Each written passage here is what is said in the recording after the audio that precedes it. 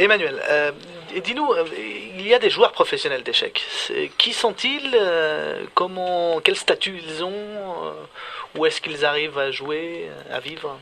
Alors, il y a toujours eu des joueurs professionnels aux échecs.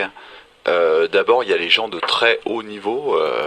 Le gars qui est 10e mondial, clairement, il gagne bien sa vie.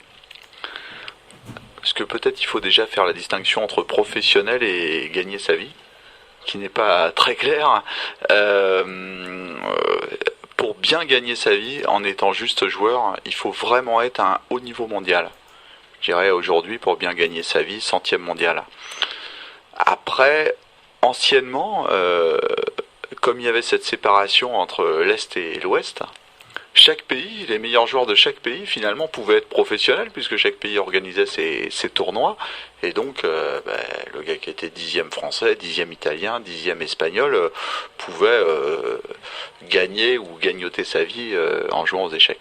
Aujourd'hui, comme il y a eu une déstructuration des républiques soviétiques et amis, en fait, quand on fait un tournoi un peu fort, il y a 10 joueurs, soit 10 joueurs russes, soit anciennement russes, ce qui fait que le niveau a énormément monté, et ce qui fait qu'aussi les joueurs qui pouvaient être professionnels dans leur pays quand c'était un peu fermé, aujourd'hui ne peuvent plus vivre. Il y a eu aussi un peu la disparition des cafés où on jouait de l'argent. On jouait à l'argent. Ça se fait moins aussi, ce qui fait que le joueur professionnel tente à disparaître. Même des joueurs extrêmement forts.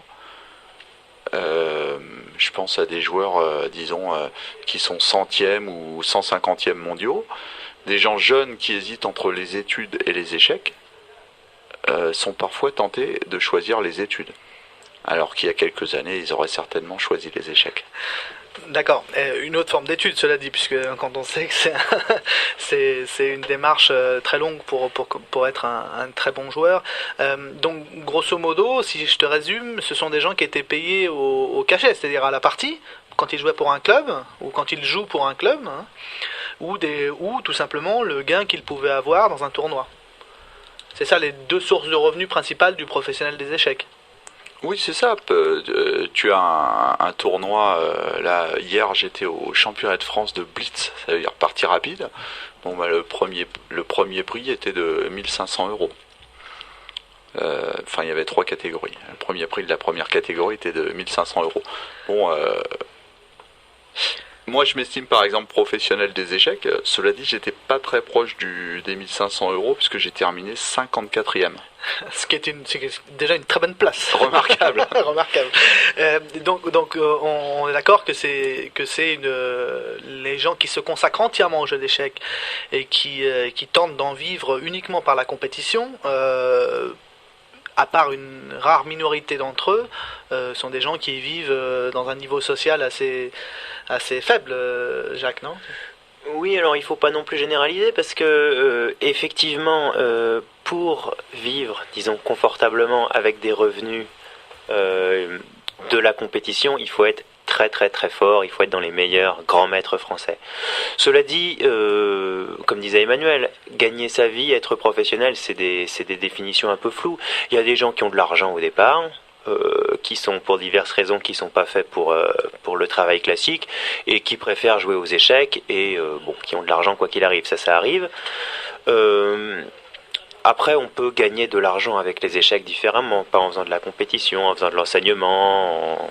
Alors justement, là, c'est peut-être dans les une minute qui nous reste, là, on a aussi ce volet formation.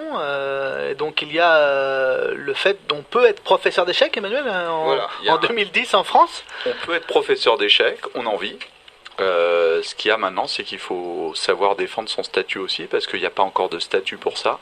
Le professeur d'échecs, il n'a pas le statut d'un professeur d'école ou d'intermittent du spectacle ou quoi que ce soit. Donc il va en vivre, mais après il faut qu'il défende aussi son beefsteak, éventuellement qu'il s'organise, sachant que c'est plutôt des anarchistes. En tout cas, qu'il affirme, qu'il montre son nom. son importance a existé.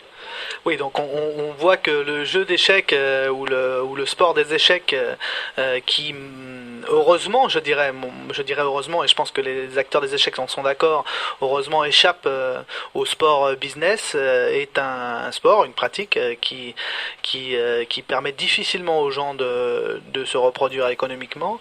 On dira que effectivement, il y a certaines personnes qui peuvent s'amener à la formation et continuer à en vivre, mais que c'est dans un monde du privé, très concurrentiel, si j'ai bien compris, et où les aides de l'État sont minimes.